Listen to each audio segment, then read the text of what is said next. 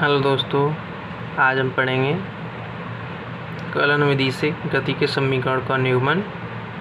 गति का प्रथम समीकरण v is equal to u plus a t का सबसे पहले निगमन करेंगे हम। उससे पहले हम भाषा लिखेंगे, जब उसका डेरिवेशन करेंगे। इसमें जो समाकलन और अवकलन का उपयोग करके जब कलन विधि से समीकरणों का निगमन होता है, ये हमारे लिए बहुत इम्पोर्टेंट है।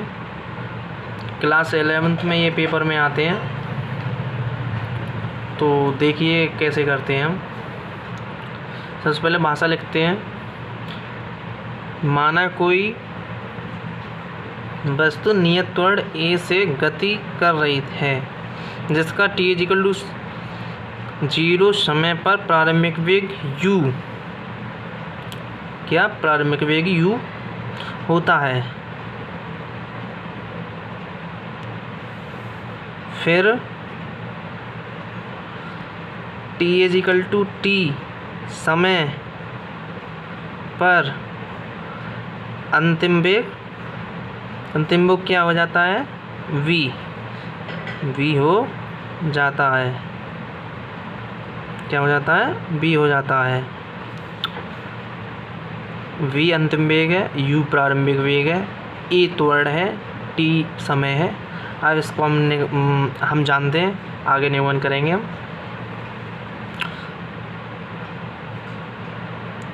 हम जानते हैं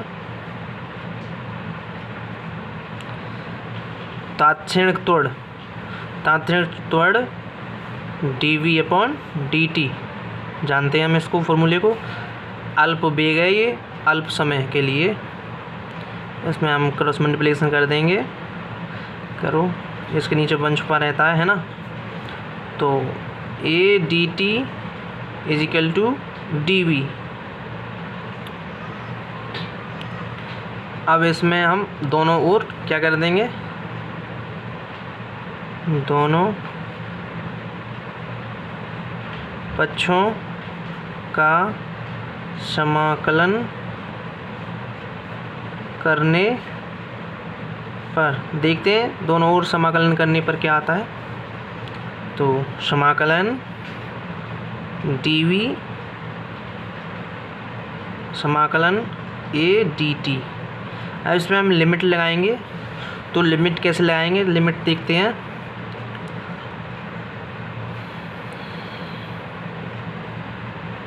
लिमिट देखें,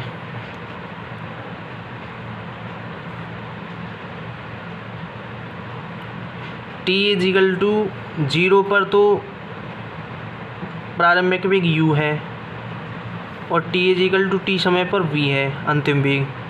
तो लिमिट कहाँ से कहाँ तक लगेगी, u से v। और इसमें dt के सापेक्ष हो रहा है, तो इसमें समय की लिमिट लगेगी, कहाँ से कहाँ तक लगेगी, 0 से t। समझ में आया। ये प्रारंभिक लिमिट है, मतलब प्रारंभिक वेग है, वो एक अंतिम वेग है। तो लोअर में तो प्रारंभिक वेग आएगा, अंतिम में जो अपर लिमिट है उसमें अंतिम वेग आएगा। ऐसे ही इसमें t इजिकल टू 0 में, फिर t इजिकल टू t समय पर। तो करते हैं, हाँ कैसे करेंगे। तो हम जानते हैं dx का x होता है इंटीग्रेशन, क्योंकि यहाँ वन छुपा रहता है। वन का इंटीग्रेशन करेंगे dx के सापेक्ष तो x ही आता है। तो dv, यहाँ पे भी वन छुपा है, करेंगे इसके सापेक्ष dv के सापेक्ष। तो क्या कैसे करेंगे, क्या आएगा, v आएगा। लिमिट लगा देंगे। लिमिट क्या लगाएंगे, lower limit upon upper limit is equal to. अब इसको देख लो, a क्या है, कांस्टेंट है, तो a को बाहर निकाल लेंगे ऐसे। जो dt है, dt का क्या होगा, 1 हो जाएगा ना। dt के सापेक्ष करेंगे तो क्या आएगा, t आएगा ना। और लिमिट क्या है, 0 टू t। अब लिमिट को पुट कर देंगे। लिमिट कैसे पुट करेंगे,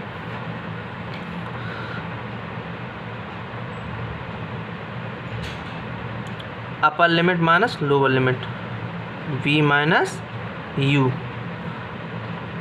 इसकी जगह रख देंगे इजिकल टू, ए कांस्टेंट है, एक बाहर रहने दो, और इसमें lower limit minus upper limit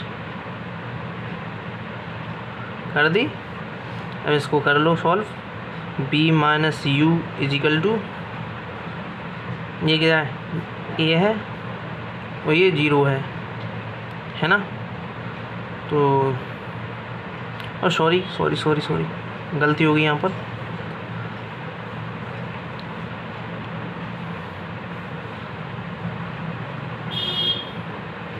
देखें अपर लिमिट माइनस लोअर लिमिट होता है, ये है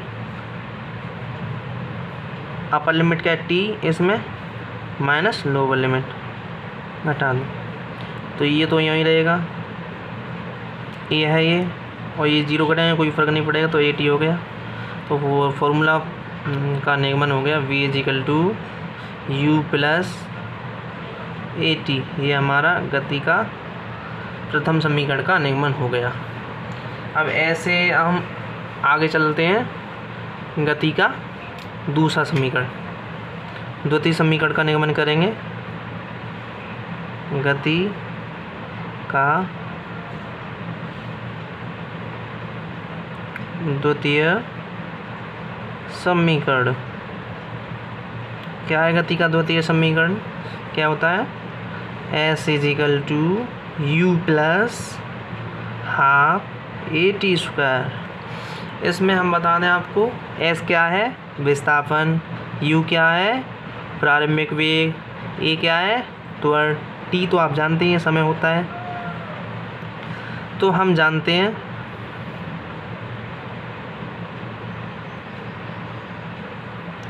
जानते हैं v इजिकल टू ds/dt, ये तो विस्थापन है, अल्प विस्थापन, ये अल्प समय है, जानते हैं ना आप लोग। क्रॉस मल्टीप्लिकेशन करते हैं हम, ds is equal to v into dt। अब इसमें हम गति का प्रथम समीकरण का प्रयोग करेंगे। गति का प्रथम समीकरण से, गति के प्रथम समीकरण से क्या आएगा? गति के प्रथम समीकरण से क्या होता है? v is equal to u plus at। अभी प्रूफ किया है ये, अब देखते हैं, इसमें रख देंगे इसको, गति के प्रथम समीकरण को। तो क्या है? ds इजिकल टू v की जगह रख देंगे, यहाँ पर v की जगह इसको u प्लस at, और ये क्या है? dt, यूँ ही रहने देंगे इसको। अब आगे देखते हैं, ds इजिकल टू, इसका अंदर मल्टीप्लाई कर देंगे, तो u dt plus at dt, दोनों पक्षों का समाकलन करने पर, दोनों ओर समाकलन कर देंगे। तो आइए देखते हैं कैसे करते हैं।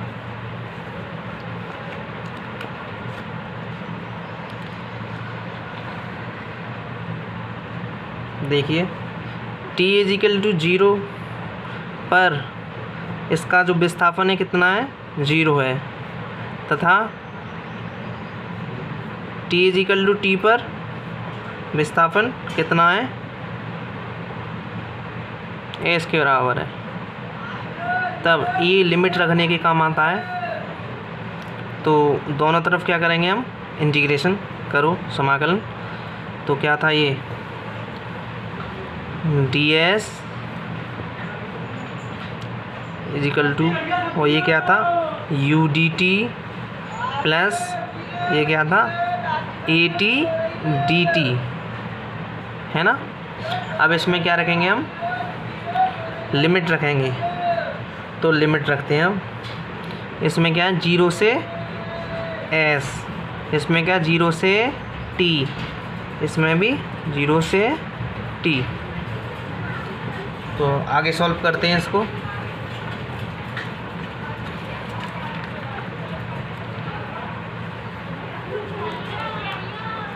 इसको तो जानते ही हो आप, कैसे होगा ये, जैसे x है, नहीं dx है, इसका समाकलन यहाँ वन छुपा रहता है, वन का करते हैं तो क्या आता है x आता है, तो इसका क्या हो गया s। लिमिट क्या थी ये 0 to s। ऐसे ही इसको करेंगे। u क्या है कांस्टेंट, कांस्टेंट को क्या करते हैं बाहर निकाल लेते हैं। तो ये dt है, dt का करेंगे तो क्या आएगा, क्या आएगा t। लोअर लिमिट क्या है 0 to t प्लस, ऐसे ही इसका करेंगे। ये क्या है कांस्टेंट, कांस्टेंट को बाहर निकाल लेंगे। और t का करेंगे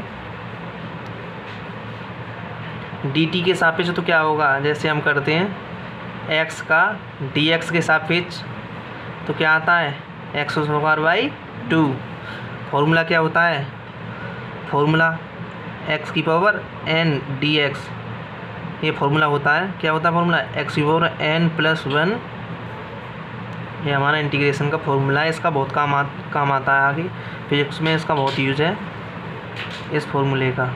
इसको याद करना बहुत आवश्यक है। ये होता है। तो ऐसे ही हम t का करेंगे तो क्या आएगा t²/2 और लिमिट क्या है 0 to t। अब लिमिट को पुट कर देंगे s - 0, u कांस्टेंट बाहर रहेगा ये, और t - 0। अपर लिमिट माइनस लोअर लिमिट यही होता है, ये तो बाहर है ही है। ये क्या है t²,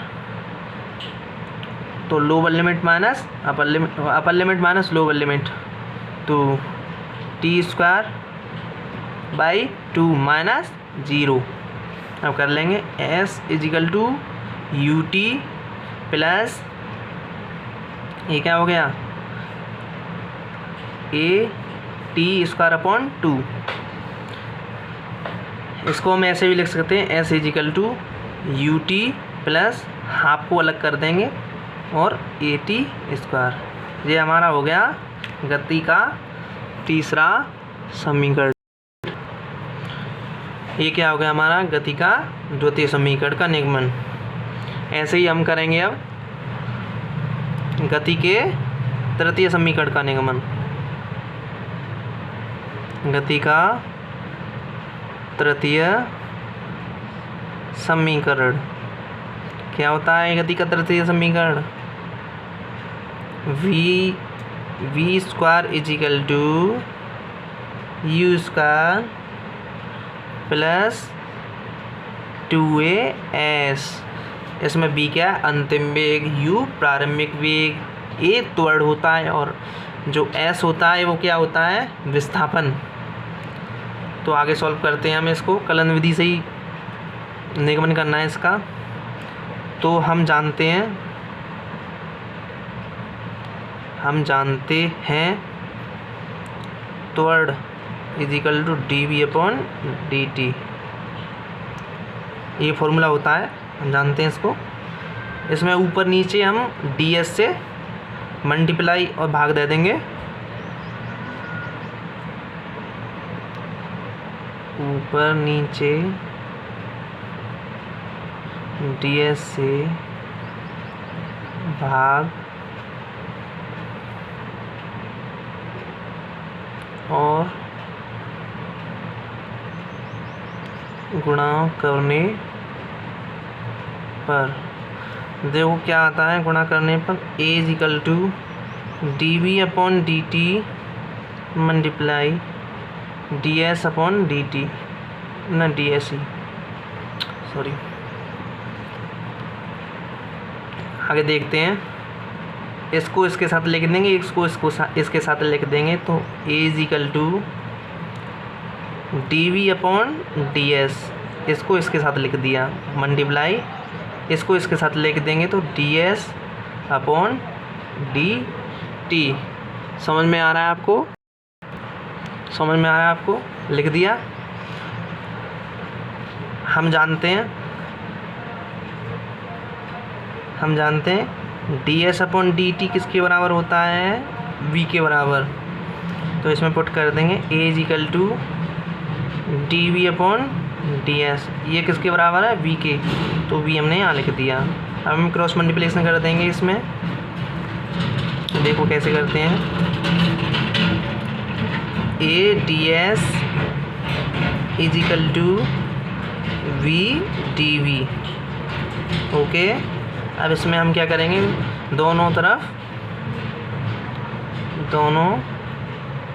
पक्षों का समाकलन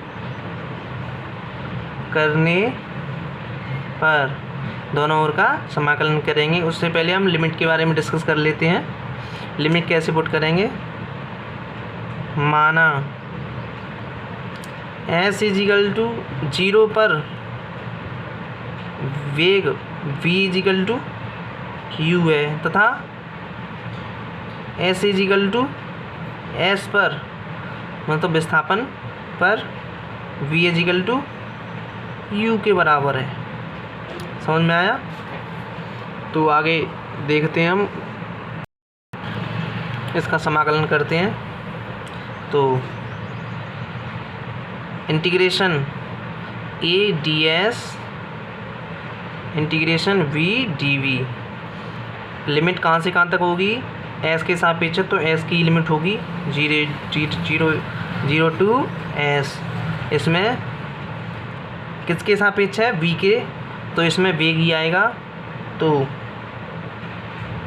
प्रारंभिक लिमिट, अंतिम लिमिट, ये अंतिम वेग, प्रारंभिक वेग, अंतिम वेग। आगे करते हैं।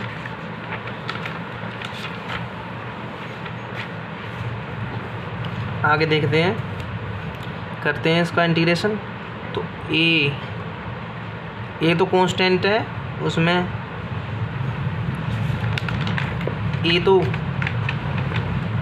ए तो कांस्टेंट है। ds का इंटीग्रेशन करेंगे हम, आपको पहले भी बता चुके हैं। ds के सापेक्ष 1 रह जाएगा यहाँ पे, तो s हो जाएगा। क्या हो जाएगा इनका इंटीग्रेशन?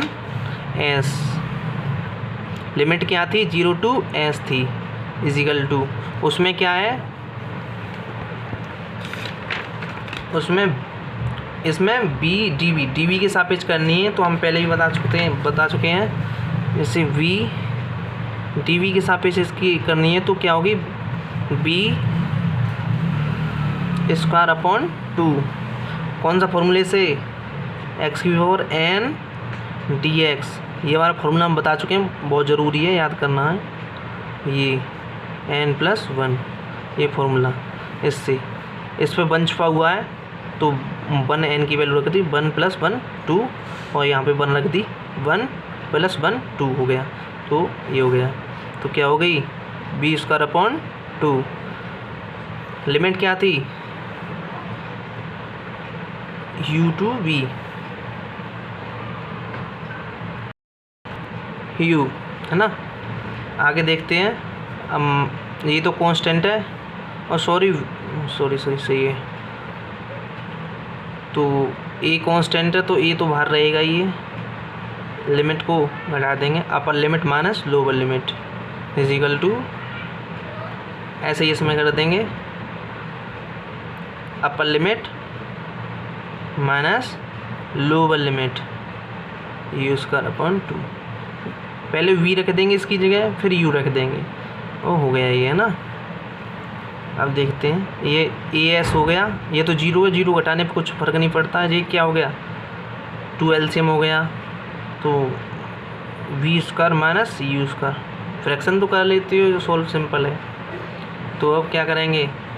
इसका क्रॉस मल्टीप्लिकेशन कर देंगे। अब ये हो गया, इसका इसमें हो जाएगा, इसका इसमें हो जाएगा। 2as is equal to b square minus u square. तो पक्षांतर कर देंगे अब। तो b square is equal to u square plus 2as। ये गति का तीसरा समीकरण का निगमन हो गया। Thank you.